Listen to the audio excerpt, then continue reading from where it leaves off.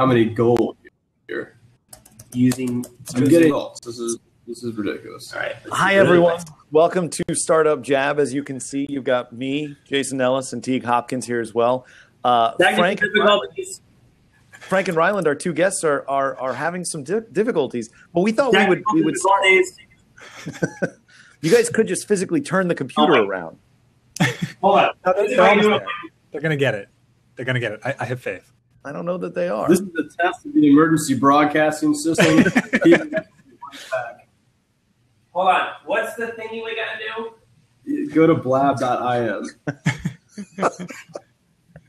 Lab.in. Yeah. Welcome to the chat, Matt and Brittany and Mark and Mubashar. I hope I'm not butchering the pronunciation there. Yeah, we appreciate everybody joining us. Unfortunately, Moobs or Mubs? Is that a short U or a long? I want to get it right. We got Alex in here. You guys are great. There we go. Short, so Mubs. Excellent. Well, guys, today's topic is going to be... Here we go.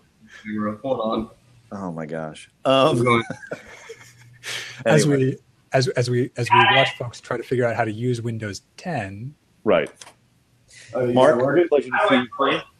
Are you on your Chrome? You gotta click the open seat thing. Hold on. I'm gonna wait. Are you logged in?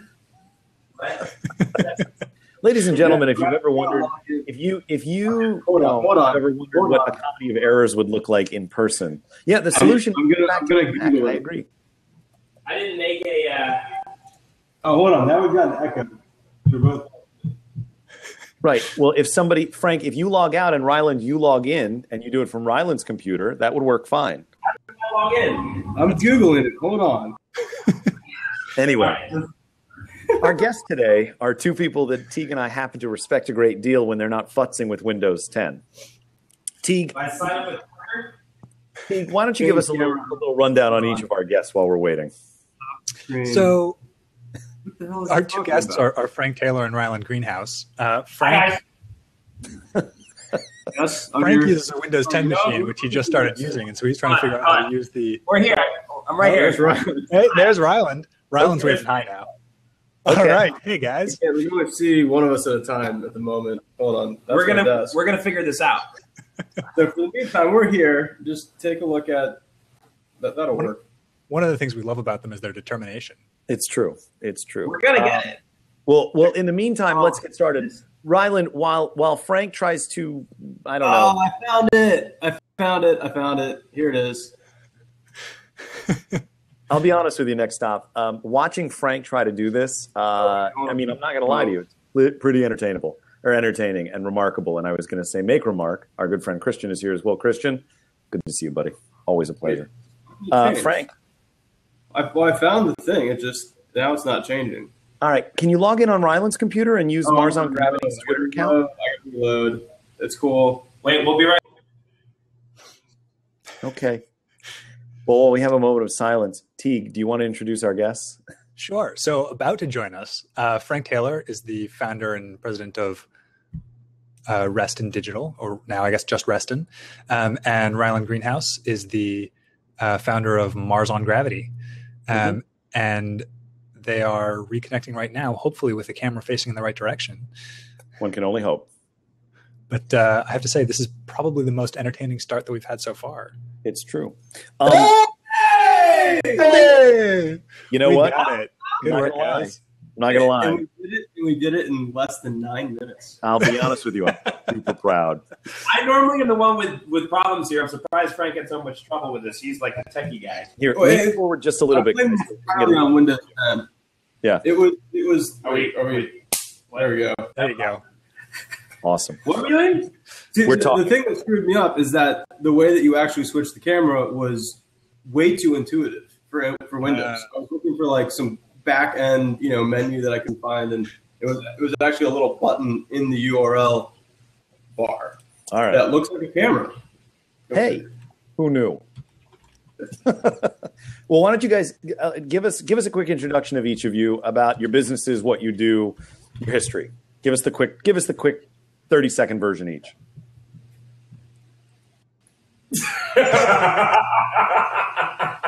So I guess I'll go first. 30 seconds. Well, I'm an entrepreneur. I founded a couple of businesses. I'm also pretty active in the community, entrepreneurial community here in DC. And 24, 25. That's about it. Okay. Frank, that elevator pitch needs work, man. Yeah, we got to help you with that. Rylando, how about you, buddy? Wait, I want to do this. Can I do this? Okay. My name's Ryland. We're going to do it like this. Oh, yeah. Look at that. 62 claps. Great. I create playful experiences for adults. That is sexual. Sometimes. I create fun things like beer festivals, wine festivals, food festivals, river tubing and barbecuing, ziplining and beer tasting. There's Heather. She helps out with this kind of stuff. We inject play into the adult heart. I like that. That's a much better sell than Frank. So far, it's Ryland 1, Frank 0. Did you say adult heart or adult heart? Adult heart. Your heart. Your heart. Right. So what kind of name do you use for that? Play into adult parts. Right. I do that too. That's really inappropriate. Next stop. I'll give you my actual thing. I started my first company in college. It's grown into a furniture rental company. We specialize in furniture that has an impact on employee health and wellness. So, for example, we rent robotic massage chairs, adjustable height standing desks, ergonomic desk chairs, basically things that make you feel better at work. And, these are things that a lot of companies and small businesses, startups especially, can't really afford to spend money on. So we make it more accessible to them, with a no commitment rental option. Boring. Hey, thank you. Also done lots of other stuff that I was more interested in. Ryland and I actually have a pretty cool little side project right now that involves shooting guns and crashing cars into things and other. Fun. We'll have to come back with that. We'll cut it a little bit. Although, yeah. He gets also involved in that, whether he wants to admit it or not. Yeah. Well, I'm happy to be associated with that. All right. Extreme driving and weapons training. Are you? See what I did there? Yeah, that was nice. So full disclosure. That's not how you do a hashtag. A hashtag has nothing to do with your eyebrows. That's also not a hashtag. So why are we here? What are we doing? We're here to chat. We're here to answer some questions, to hear more about you guys, to talk. Look, full disclosure, we're all friends. We all hang out with each other pretty regularly. But these people don't get to enjoy the glamour, the engagement, the insanity, the true sickness that is each of us all together. You lost. What you did is you lost. You've lost the contest. All right. All right. So Ryland, talk a little bit about. So let's do some actual interviewing here for 10 minutes. Ryland, you used to work at Living Social. What was it like transitioning from that to running your own business? It was actually pretty easy. They fired him. This is actually true. Not really. Sort of. They fired the entire department. They shut down the division. No, it's fine. It was really easy, and here's why. Because once you go over the hump of holy shit, can I say shit? Too late. Let's go with it. When you realize that you are now financially responsible for your own well-being, and you take that jump, everything gets a little bit easier after that. So you just got to commit to it, and I did that. And I haven't gone hungry yet. Yeah. Do you think that sounds like success? A lot of Haribos. I saw. So Frank, it's a gummy bear. College was good prep for this stuff because you learn how to eat well on ramen. Yeah, truth. I don't know about eat well, but at least subsist. Dude, it's crazy what you do when you put some sriracha in there, and that's eating well. Oh my god. Scotch and gummy bears is a well-rounded lunch. It's true. In the expedition office, it's always Scotch o'clock. See that? It's actually really nice Scotch. I do. Frank, so you've never actually held a real job. I mean, you run your own business, but yeah. So Why not? Why never going to work for somebody else? Oh man, you got all the claps for that, dude. Well, I don't cohabitate well. I don't do well with authority. I'm a late riser. No, this is actually true. Yeah, no, I know. I'm just trying to think of a good reason. No, I mean, I did have jobs. You know, I had jobs. I never had what I would call a career outside of my own companies. But yeah, I worked in pretty crappy jobs, just like everybody does when they're young. Young as in 7 or 8. Yeah. Sure, child labor. Heavy labor. Actually did some construction for a while. I worked in the stock room of Pottery Barn, which was actually awesome. That was one of my favorite jobs in high school. Yeah, they have, I don't know if you've ever been to a Pottery Barn, but primarily they sell pillows in different colors and patterns. And they have that go in those pillows, which are shipped in boxes that are the size of a small, sea freight container. And being the only stock person in the back of the room with the radio, and none of the other staff would actually ever come back there, that made a great place to take naps. So I would climb up on the scaffolding with shelves and just jump into this box of pillows, and it was amazing. I loved it. Frank, your accent is getting in the way. Is it pillow, like Pillow? Yes, that's what he's saying. Okay, because it sounds like pillow, like there's an E in there. Yeah, that's what I said. So Frank, what you're saying is the best job was one that put you in a padded room. Best for everyone, really. Yeah. I was alone in a padded box. Yeah, with a radio. Sure. With a radio, sure. This was also pre-smartphone, so I got really, really good at Snake. Nextel, yeah. I like that. Well, now you run your own business, which basically manages itself, or at least there's a component to it that runs itself. And Ryland is an adult camp counselor, so these are not terrible things. Yeah. No, to actually answer your question, I think was the question that you asked earlier. There was no actual question. It's hard for me to motivate myself to do something if I'm not, at the end of the day, responsible for the results. Even if it's a failure, I want it to be my failure and not somebody else's failure that dragged me down with it. I like to take ownership of things, and I'd rather do that and make less money than make more money and be in a situation where I can't impact whatever it is that I'm working on. Sure. Hey guys, by the way, before I forget, if you have specific questions for Frank or Ryland, you are welcome to ask them in the chat, or we do have an open seat if anybody feels really strongly that they want to jump in on the conversation. Teague, obviously feel free to kick people out as you see fit as the arbiter of space. Yeah. I will wield the ban hammer. I like that. So Jason gets kicked off first is my vote. Spectacular. He's the best looking. We don't need him around. It's true. Comparative to, well, no, not against Ryland. I might be a solid second against Ryland. All right.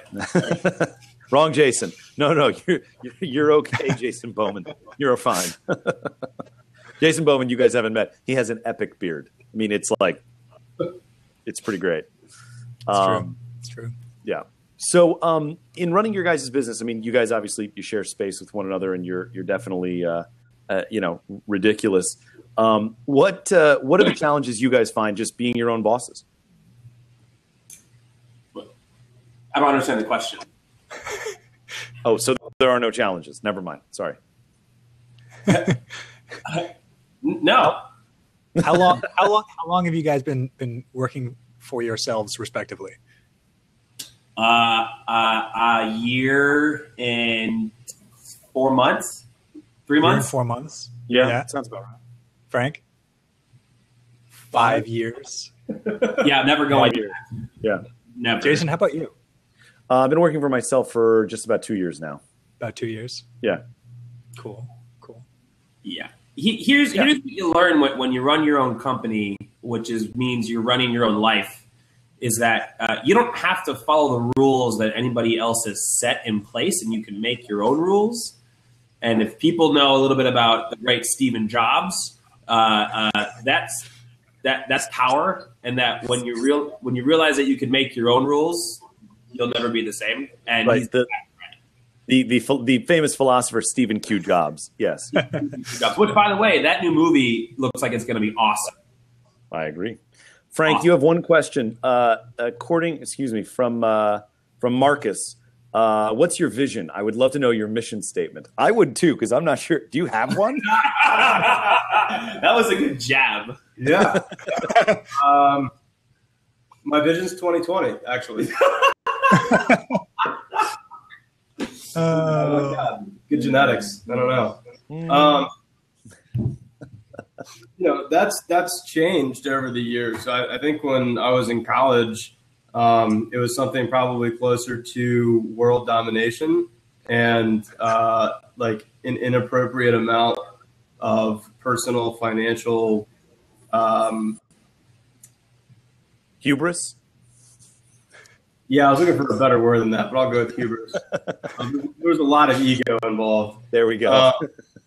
As I got it right, you wanted a space yacht. Yeah, Kiki in the chat is suggesting a space yacht, which I think is a fantastic goal. I still want a space yacht. Probably not have a space yacht. That hasn't changed. No, that part is constant. Don't take my space yacht away from me. Expedition space yacht, guys. Company yacht. Yeah, and that is the next expedition vehicle. It is. Sure. It's happening. Well, actually, I'll settle for a seaplane, tailspin style. Seaplane. Yes. Tailspin style. Excellent. I like it. No, I think my vision now currently is to build a business or group of businesses that allow me to have as much control as possible over my own life. I like that. I think I think that's the way to do it. T, you need to talk more. Talk. I'm getting called out in the chat for not talking much on the stream here.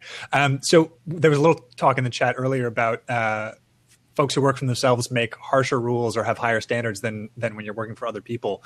What do you guys think? Do you feel like you have higher standards for your own work than other people had for your work when you were working for other people? Yeah, your work is your brand, right? Like it's what you hopefully are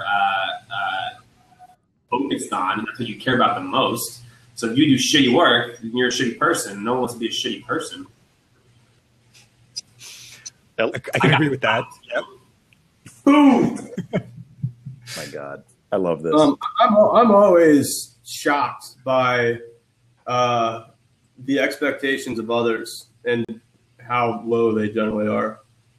I did a talk recently. I'm not going to say where or when, but I thought I was extremely unprepared, given when I started preparing the presentation, what I was talking about, kind of information I was sharing. I know where this is. In my mind, it's the equivalent of reading, passages from Webster's dictionary to a group of people, and it turned out that they found the information extremely valuable and things that they hadn't heard before, which I was shocked by. We talked about email a lot and different things you can do with email for like 30 minutes. Email is good. Yeah. Were you talking about like the canned responses stuff that you love? I do love canned responses. Yeah. So that's exactly what I was talking about. But like even more basic than that, like stuff like using MailChimp or other platforms for newsletters so that you can track clicks and A/B test things and stuff that I guess I take for granted now, having had to figure that stuff out on my own. But other people who may have been in more in larger, more well-developed organizations where their responsibilities are siloed and they don't necessarily have to go out and just figure out how to do stuff that's outside their direct area of expertise. When you kind of introduce the stuff to. I think it's really cool. So I think it's worth pointing out that Frank is prolific with his use of canned email responses, and it's not intended to call him out as being impersonal, although he is a warm, fuzzy guy. It's not impersonal. It's just very efficient. It is incredibly efficient, and it is written in such a way as that it feels very personal. I have an entire category of canned responses just dedicated to communication with Jason. It's mostly clips of cats playing from YouTube. I admit, and I recognize that. I'm still okay with it.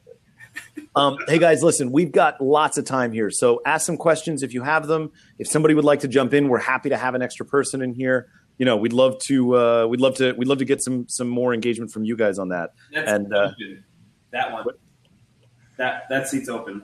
Yes. Are we pointing at it? Someone go there so I can give a virtual high five. I want to. Oh, that would be awesome, right? Yeah, I think it's the other side, guys. Yeah, what we figured out the other day is it actually mirror flips your image. So when you guys are pointing left, it's actually you're pointing the opposite direction of the seat that everyone else is. Yeah, there you go. All right, like that. So yeah. All right. So Sean's question is, what is the craziest conference idea you want to see happen? Sean, it's funny that you say that. We kind of already tried this earlier this year. So, Frank, do you want to tell the story or should I? What conference room are you in, Jason? I'm going to come find you. Yeah. So Frank and Ryland and Jason are actually in the same co-working space. They're just in different rooms. If Ryland were to run really quickly to 3C, he could be in this room too. Yeah, I saw that coming. Hit a button on my desk. What happened? Frank's desk is adjusting height right now, so it looks like he's shrinking. Sorry, guys.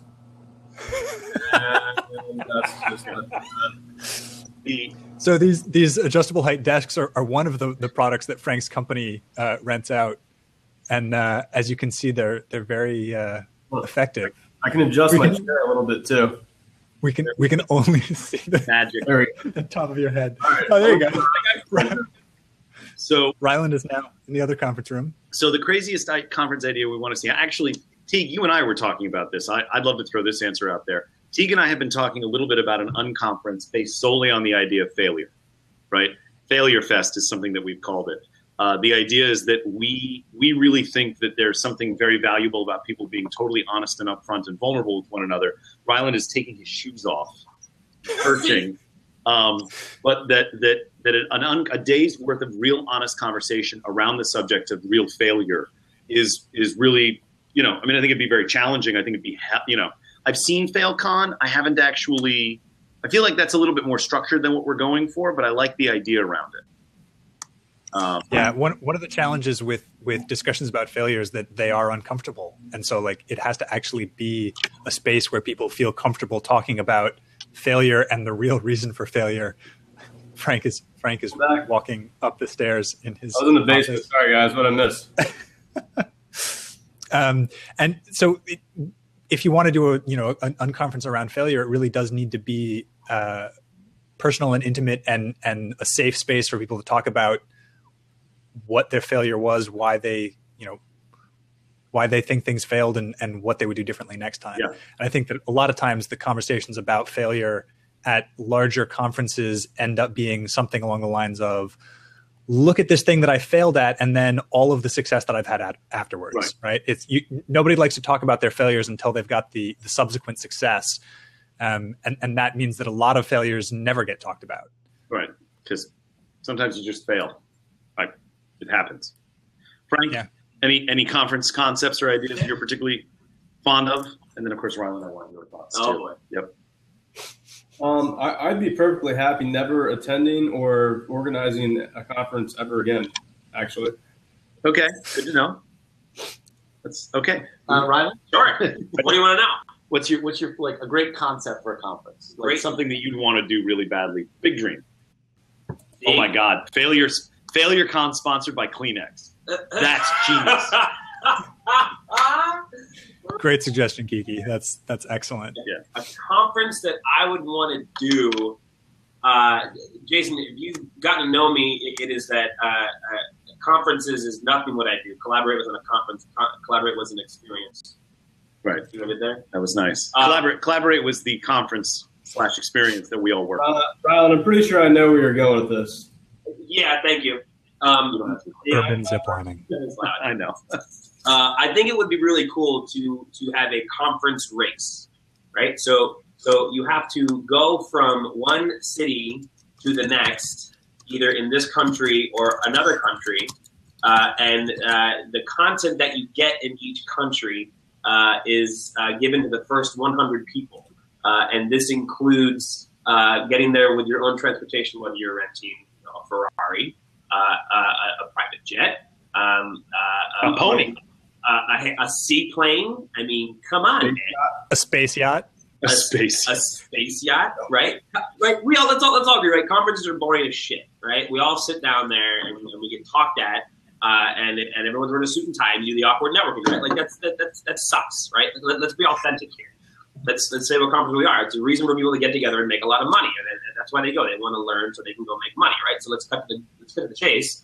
Let's go do something ridiculous and learn something about ourselves while we're doing it with other human beings, and not have to worry about, I'm coming here to network with other people so I can make a lot of money. Like, come on, it's 2015. We're going to be dead in 3 years anyway, so.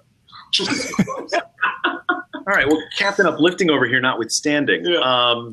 There was another question. Hold on, let me scroll back up so I can get it. There was another question about your favorite biz app. Favorite biz app, yeah. What's your best app for business? Yeah. What do you guys have? What are your favorite apps that you use for business? Venmo. Canned response. Venmo. Canned response. Frank's on that canned response train. I'd say my favorite is probably Twitter, actually, just because, I mean, at any point you can go ask a question and get customer feedback virtually immediately. Here's the thing. Yeah, okay. Tell me what you like. Yeah. I think my favorite has to be Trello, for its sheer flexibility. What was that, Frank? So that makes sense. Yeah. Yeah. I make all these guys use Trello for projects that we work on together. He suggested that FailureCon sounds depressing. Maybe we should call it PhoenixCon. My problem is that sounds both like it's in Phoenix and also could be a comic book event, which I'm down for, but that's not the same thing. True. Yeah. True. We biffed it. It sucks. To be fair, that would be pretty good too. All right. What other questions can we answer for you guys? I mean, I'm happy to, Teague and I are happy to always throw questions out, but the funeral pyre is great. We haven't taught anybody anything about working for yourself. That's right. So if you guys have questions about working for yourself or transitioning from working from somebody else or anything related to that, we'd be happy to take those questions. Don't everybody jump in at once. Teague, is anybody in the queue? We've got nobody in the queue. We've got an open seat here if anybody wants to hop in and chat with us. Yeah, we'd love to. Happy to. Love to have you. There's an open seat right there. That actually might be accurate. There we go. There's an open seat. Yes, that is accurate. Saul is calling in. Yes. All right. Saul, welcome to StartupJab. Saul from another WeWork. Saul. Yes, I am from another WeWork. I'm from WeWork Labs in Chelsea. What's up, man? Hey, Saul. What's up, guys? How's it going? Nothing much. My question was, if you want to talk about startups and working for yourself, how do you not work, essentially? I find myself working, not that I mind working, but how do you get that downtime and get on vacation or spend some time with your family, etc. And how do you make sure not to be plugged in and staring at your phone and trying to get shit done? Frank, that's all you. I can give you that answer in 3 steps: process, automation, and hire people that don't suck. Yeah, no, we're still early stage, so just me and my co-founder, so not too much. Process and automation, then. Yeah. Process and automation. So Frank, lots of canned emails. Other question about business tools. My real answer to that would probably be Zapier. Zapier, yeah, Which will help with automation of a lot of stuff. So for those of you who are not familiar with Zapier, it's a tool that allows you to connect together 2 other web services without actually having to write code that uses their API. So you can choose what data you want to trigger an action in another tool. So you can set it up to, if you make a sale, send a message to Slack, or if you get a retweet, you can set it up to send a direct message thanking the person who retweeted you, for instance. Yeah. But for me, a number of other tools. The problem with automation is sometimes you set things up and something happens in the world, and you don't want to necessarily be tweeting about your business or et cetera when, something bad happened, for example. I don't want to give the example, but we all know what I mean. No, that's a super good point. And one thing that we learned actually, so one of the first things I used Zapier to do was cut down the amount of time that it was taking us to source content that we wanted to share on social media. But rather than having, I figured out what the top 20 handles were that were tweeting relevant, good content in our industry. And then I set certain hashtags and certain, other requirements that would limit the number of things to kind of really what we were looking for. But rather than just straight up retweet that, I had it filter into Buffer, and then we had a human go through, the 150 or so pieces of content and delete like 80% of them, so that we were only sharing the best stuff that was timely and relevant. But what we didn't have to do was spend hours scouring the internet and scouring Twitter, for that content. So it took a task that would have taken 3, 4, 5 hours, and you can do it in 15 minutes now. Got it. Yeah, that makes sense. The other thing I want to say about failure is an element is really important. The other thing I want to say, just in reference to failure, I probably prefer to go to a conference which is about learning from your mistakes and not necessarily going to a conference, talking about failure. And, the way I would manage it is I would say you can only talk about learning from your mistakes. You can't talk about how that has helped you now, but you could say, this is what I fucked up and this is what I wouldn't do again, or this is how I'd change it and make it better. I hope you don't have to bleep that out now for your podcast or whatever, for iTunes. Sorry about that, guys. I just thought this was on the record. But that's how I frame it, just because, again, like a lot of times people don't want to admit necessarily or say, this, it's a lot more pleasant to frame it that way, where it's like, we're learning from our mistakes, in my opinion. I don't think we'd spend the whole time just talking about how we fucked up. I think the whole point of it would be to. Although we could. I mean, we have.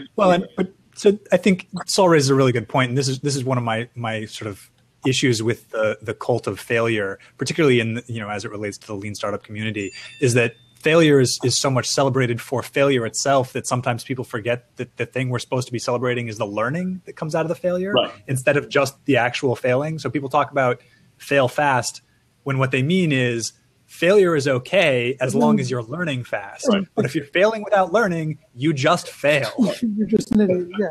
Yeah. Agreed. It's Perseverance Con is pretty good too. Thoughts on working from home versus co-working space? How and where do you work best? I'll take that one.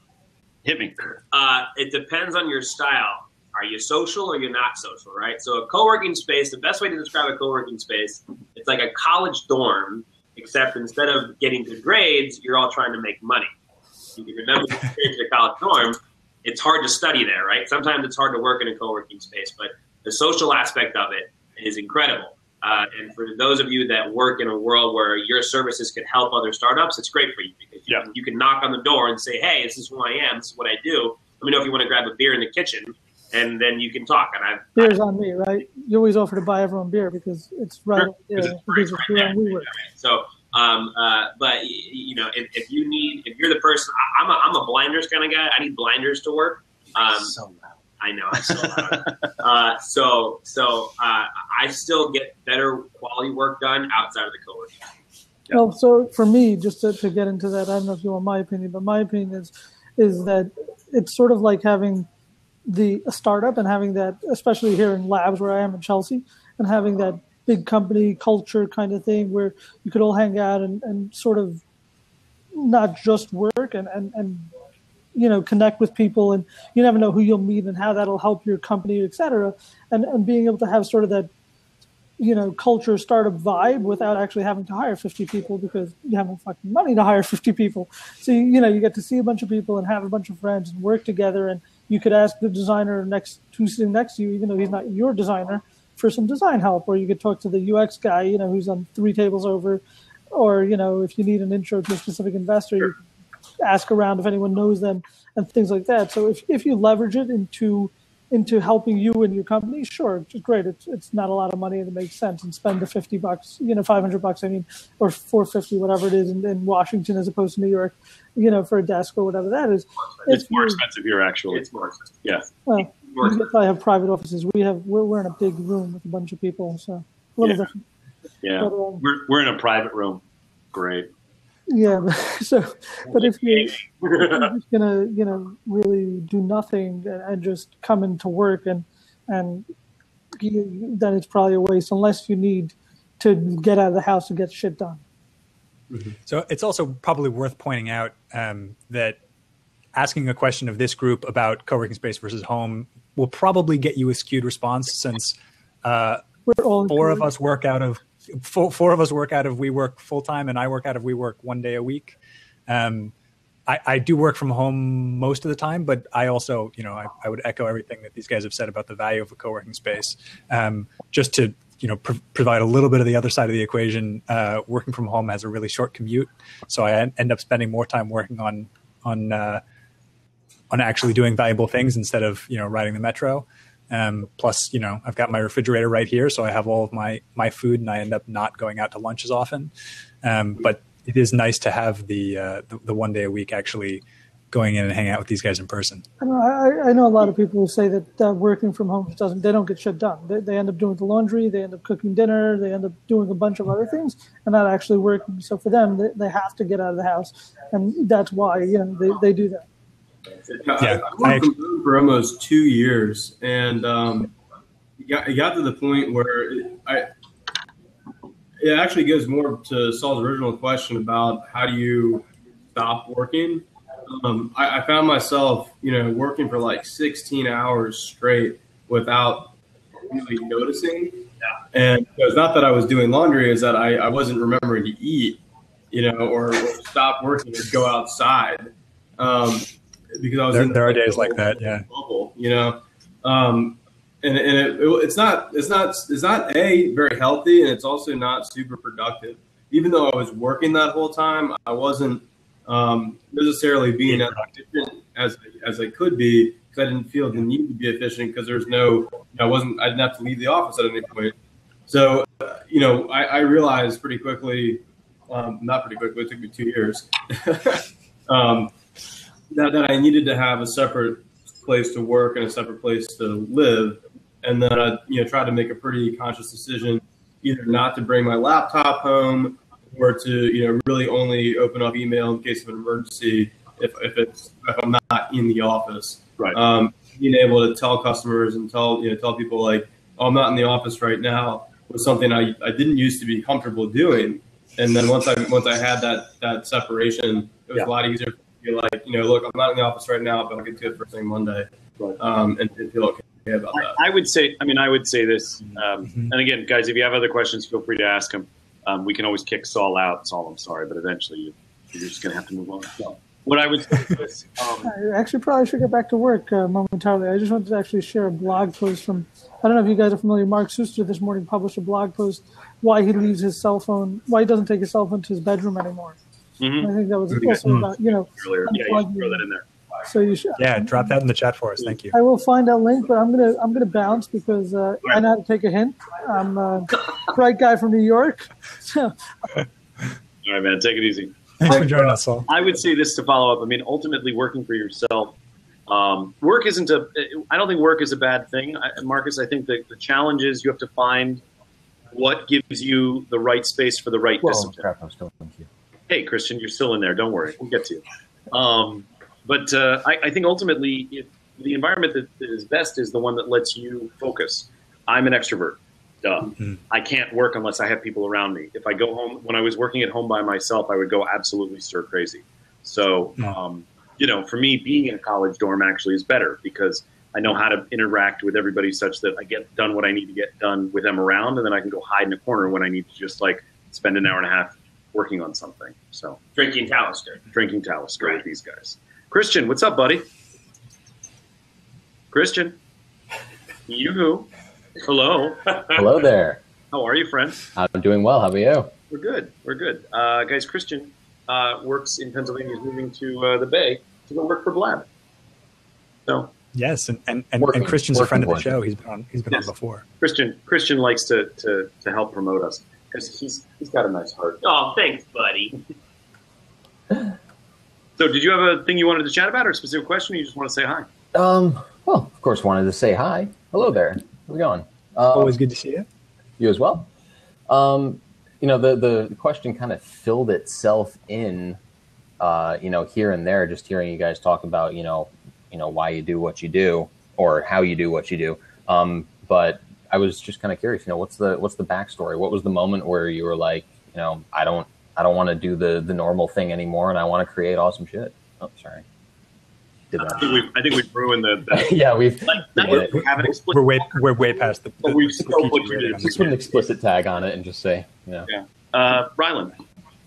Sure. I realized that I got tired of listening to other people who were my boss but were idiots, and I knew that I could do it better than they could, and they wouldn't let me. And I know that might sound conceited to say, but I was right, and I proved that it's not called the humble cast. Right, exactly. I've been there. I can dig it.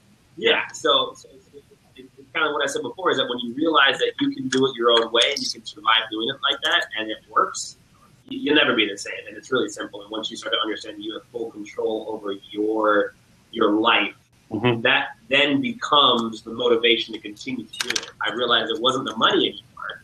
Money comes, money goes, right? We're all educated. We'll all figure it out. There'll be jobs everywhere. You don't have to worry about that. But when you have full control over it, that's also one thing that I wanted, is that we don't live in an economy of a 9 to 5 anymore. That's the Industrial Revolution. It was good for what it was. Now, with the technology that we have, we don't have to do that.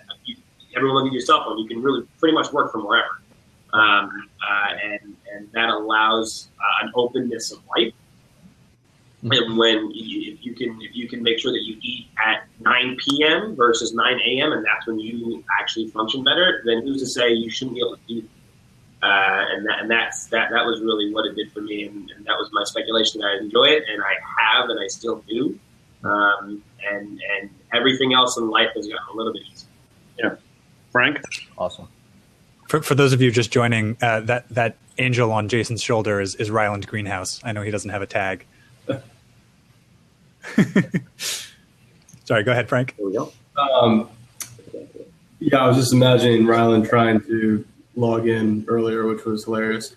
Almost as bad as my camera issues. So I actually studied architecture in college and was pretty seriously thinking about going to graduate school to become an architect and build shit. And when I graduated in 2010, the construction industry was all sorts of fucked up. It was, it's a byproduct of the real estate and crash and all that. And it was going to cost me like $250,000 to go become an architect, and there was no guarantee I'd have a job when I got out of college or got out of grad school. In all likelihood, I would be having to join a big company and draw toilets for 5 years before I could actually get to design anything I wanted to design. Those are like Johnny Ive. It seems like a big risk. So instead of building buildings, I had this idea for a company in college, and I started to get a little traction. And I figured, well, I'm going to have to spend money either way. I might as well spend it on building something that I can own and I can see some return on, hopefully more quickly. And I was right in some ways. It took a lot longer to see that return than I thought it would, but I'm definitely much better off than I would have been if I had, gone to grad school and taken a bunch of debt and, may or may not have been employed after that as an architect. I don't even know if I would have been a good architect. At least I'm a functioning entrepreneur. Right. You made a great bar. You should show everybody our bar. It's actually cool. Oh, yeah, I did actually. You made this all by yourself. Bar, house, building, what's the difference? So I'm not going to try to turn the camera around because we saw how that worked last time, but I'm just going to go ahead and do this. It is a pretty great bar. It's a good bar. Made out of, what is that called? Piping stuff. And this is a Vietnam era ammunition case that carried howitzer cartridges, and now it holds our booze. Dude, that's dope. It is pretty great. T, what about you, man? So I started my first company when I was 14, and I have worked for other people between then and now. My first company was a technology consulting thing, basically. Yeah. Ryland is moving cameras again. Yeah. So I started out building websites, installing local area networks, fixing computers, that kind of thing. And I think that if I had known then what I know now about business, I'd probably be retired already. But c'est la vie. So I have also worked at both large corporations and well-known nonprofits. And I think something Ryland said before really is totally accurate. The idea that expanding from, sometimes you have a boss who doesn't get it. Sometimes you have a team that doesn't get it. And one of the things about working for yourself or in a small company is that the quality of your work is averaged in with many fewer people. And so your individual contribution has a much larger impact.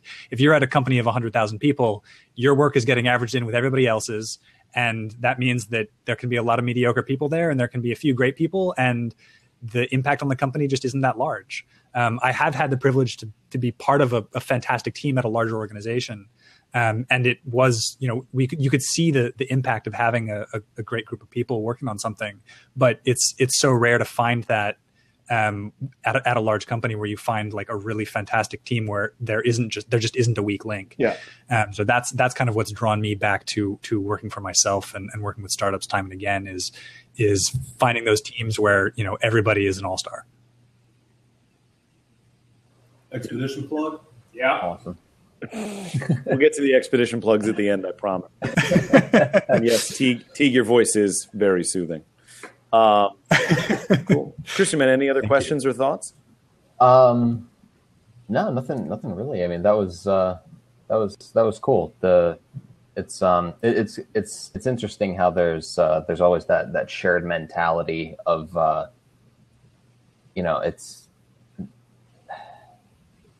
it seems that it's always the vision that wins. Yeah. For something bigger, something better. Yeah.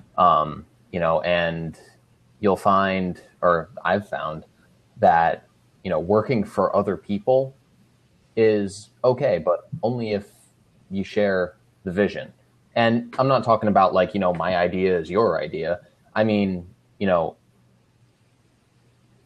thinking bigger, thinking better, thinking on a higher level, as opposed to just, a 9-to-5 mentality of, I come in, I do my shit, I leave, because that's what life is. Creating things from the ground up and, bettering the world that we live in is, that's awesome. Yeah. I mean, look, Yeah. I think the bottom line for each of us, myself included, is we saw, I think many of us see more potential in doing things by building and setting our own path rather than trying to, take something that somebody else forged and sort of shifting it a little bit. There's advantages and disadvantages to each. Yes, Ryland is the bodyguard. That is correct. But no, I think in the end, I mean, each of us, I think each of us feels that there's something that we want to do and need to do, and this is the only way to achieve it. So, including Ryland consuming quite literally all of the goldfish. I just want to say I immediately stopped taking you seriously as the bodyguard / bouncer when you took the whole carton of goldfish and put it to your face and ate it. If he did a direct pull of the Talisker, oh my God, you too. Goldfish. Wait, are you guys eating your goldfish or did you steal my goldfish again? Anyway. Cool.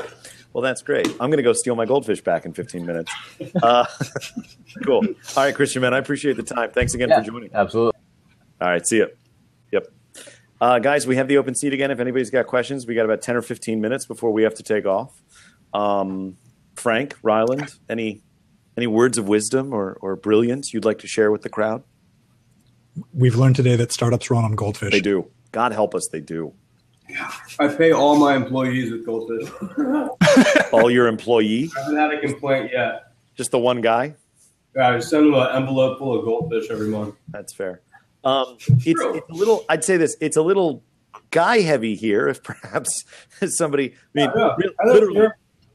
That's true. Hi, Heather. Hi, Heather. Sorry. Jason, you are no longer the best looking one on the show. Sorry. That is accurate. Okay. So we've got a question here. At startups, so Mub says, at startups, I've spent more time with my colleagues than with my significant other. Has this been an issue at all for you guys? I got it. Go for it. Moo Basher. Okay. Go with Mub. I'm going to be blunt here. Yeah. Everything in life is optional. You are choosing to spend more time at your startup than you are with your significant other. Simply make a decision to spend more time with your significant other than you do at your startup, even if it means sacrificing a little bit of money, because it's still going to happen. And when everything is said and done, what's most important in your life is that person that you spend time with, not the thing that you're doing that may or may not work out 20 years down the road. What really matters is spending the time with the person, making sure that they are there 20 years, 30, 40, 50 years down the road. I learned that lesson about 5-6 months ago, and I'll never be the same because of that. And it's showed me my priorities that you can do both. It's all about how you prioritize. And if your startup is more important than your significant other, then get rid of your significant other. If your significant other is more important than your startup, then just spend less time with your startup. Yeah, I mean, the other thing I can say about that too is, if your business or your startup is such that you can't take a couple hours off or take a vacation or spend time with the people that you care about without it falling apart, there's something wrong with your business. I agree. Yeah. Although, it helps when your significant other is around the corner. I mean, just saying. I mean, if you can make proximity such, not just one of you, both of you. It's not. All right. So we did have one more question I want to make sure. I don't know if you guys have had enough of a chance to play with this, but Mr. Wonderful was asking if you imagine using Blab to get new clients. Is that something that either of you, do you see that now that you've had a chance to explore this platform a little bit, do you see some opportunities for you guys to get some clientele? It's okay to say no, by the way, too. I just figured out how to work the camera on my computer.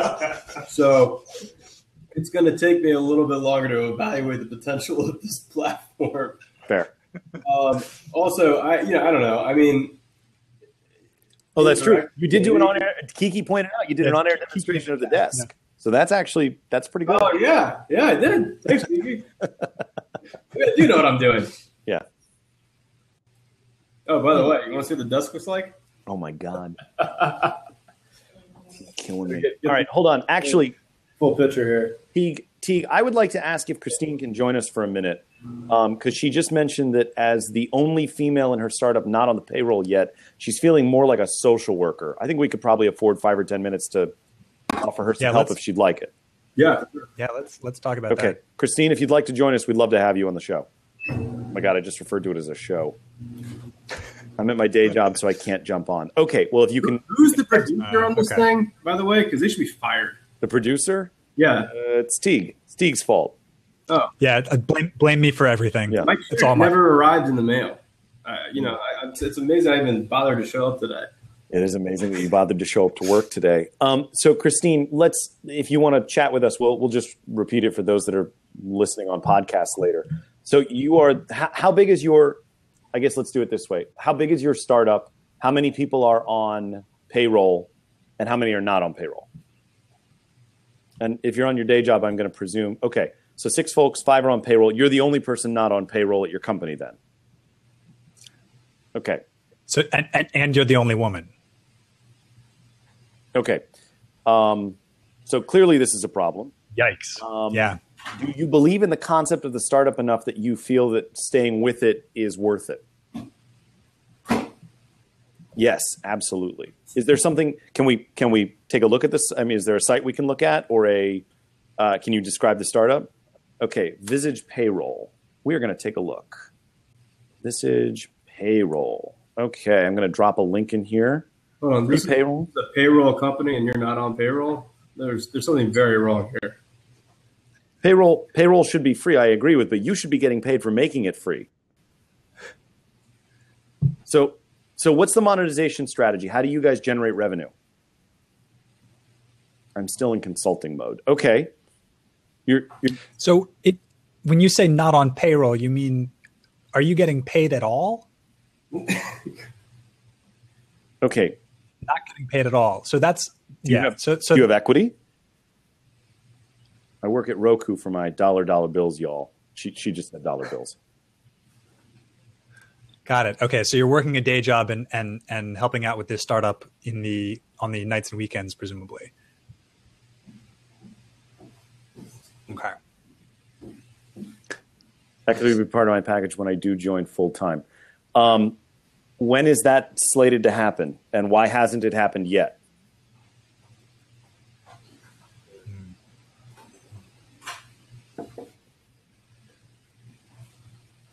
After a round.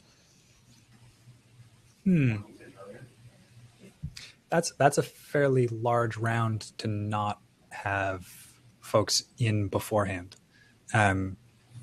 And honestly, like if they're raising a round, they should be more interested in having you in before than after, because it'll be diluted anyway. Interesting. Well, I don't know. Frank, any thoughts? I do what Teague says. Yeah, that's usually how we all defer. Yeah, I mean, I think what you want to make sure that you have a very clear conversation and expectation about what is what the arrangement is moving forward, and not assume that there is something waiting for you there if they haven't explicitly said so, and perhaps even put it in writing. Yeah, I get everything in writing. Yeah, wait, let me jump in here for 1 second. So yep, I trust Teague. I trust Frank. I trust Ryland. I know these guys very well, and I have worked with them before. But nothing doesn't get written on paper when we have formal business agreements. I don't know how. I mean, I don't care how much you know somebody or how much you trust them. If you don't have it on paper, you don't have it, and that's the bottom line. Yeah, and it's not even necessarily about the trust. It's, you may trust them to follow through, but the reason to put it on paper also is so that you both know that you understand what the other person means when they say this is what the arrangement is. Right. Expectations need to be written out. Yeah, it needs to be a very clear conversation that, no one misremembers when it's on paper too. Yeah, Saul points that out. Totally accurate statement. Well, it's about making sure both people are on the same page as much as it's about actually any kind of legal contract. Because honestly, at this point, like, you're unlikely to sue them because you probably don't have the resources personally to take them to court. But if you put something on paper, at least you know what everybody's thinking at this moment in time. Totally. During a team call, the others who are all on payroll were sent their equity contracts, but not me. I got to be honest with you, not knowing more details or any of the special circumstances, I kind of think that you're getting screwed out of this a little bit. And depending on your relationship with the current staff, it may be time to start strong arming for a contract. The fact that you're still in consultation mode and they're depending on you and you're not getting paid, they're getting equity and you're not. If you're bringing something substantial to the table, and you have to be honest with yourself. If you're not bringing something substantial enough for equity, then you have to have a different kind of conversation. But if you are, and you're doing something valuable and you've been told that you will get equity, then it may be time to have the conversation with them to say, I'm not waiting anymore. Now you need to give me we need to have the paperwork and have the conversation. I don't feel good that you're in a situation where you don't have it in writing, you're not getting paid, and everybody else is getting their equity but you. It sounds to me like they're taking advantage of you. And if they are, you got to get the hell out of there. And if they're not, then you need them to pony up on the part where they said they'd do it. Well, and worth pointing out that she said, she trusts them. So it's as likely that they are not taking advantage of her, but simply that they have a different understanding of the arrangement than she does. And that's reason enough to listen, to have the conversation. Right. I am a trust but verify and a sort of believer. Are you in here? Okay, 2 minutes. I'll be right out. Apparently I'm getting kicked out of my conference room. Well, I think that's a good time to wrap it up. I think so too. Christine, if there's anything that we can do to help on the side, feel free to reach out to us on the StartupJab website, and we'd be happy to chat with you guys more. In the meantime, before we go, I want to make sure you guys get your plugs in. Frank, Ryland, how can everybody find you? What should they check out? You guys I can't hear you. Yeah, you guys are muted. Oh, I muted us on purpose because somebody was talking in the background loudly. I am loud. All right, so do your plugs real quick. In all seriousness, Frank and I are doing something pretty cool. We're doing a concept called the Expedition, which Expedition 01 is extreme driving and weapons training, where we're going to take 50 people out to a military training facility, and they're going to learn how to ram cars and perform reverse 180s and do pit maneuvers, which is the whole thing where two cars are driving and one flips the other one and it spins out and all that kind of stuff. Then they're going to go an M16 and an M4 and a 9mm. And then they're going to have to work together as a team to save a hostage in a tactical scenario house where there's pistols while being shot at by ex-Navy SEALs and Marines and Army Rangers and things like that. Then there's a barbecue lunch somewhere in there. There's some whiskey in there, and there's also a big party dinner at a private vineyard afterwards. So that's an extreme experience that we're working on. That's the first version. We're planning on doing many more throughout the foreseeable future. But if you want to check it out, it's thexp.co. Frank will type it in there. We're pretty proud of the website. It's pretty dope. We've got a few. We're starting to sell. Got a few spots left. All right. Yep. Appreciate you guys joining us. Thank you. Oh, and I think we lost Teague. Okay, I guess I'm hosting now. Teague quit. Yeah. Well, while Teague's not on here, I'll also say that Teague is involved in the expedition as well. He's our adult supervision and liable for everything. Yep. Yes. True. We take no responsibility for our own actions. Yeah. It's all Teague. Well, yeah, and in the meantime, you guys can check us out for Startup Jab, www.startupjab.com. Teague and I are hosting shows throughout the week, including office hours. So if you have other specific questions about your business or anything related to your startup, we're happy to help. All the feels from everybody, apparently. In the meantime, we appreciate you guys joining us. We appreciate – I think we got Teague back as we close out. Yeah, it looks like he disconnected. Frank's like towering. There we go. Guys, so we're wrapping up. I would say this, everybody.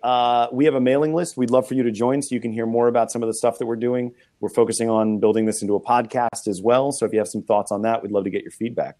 Yep. And on our mailing list, we'll try to tell you when our quasi-weekly show actually happens so that you can find out when the next one is. Yep. So startupjab.com, the xp.co, restinchairs.com. Are we still doing that?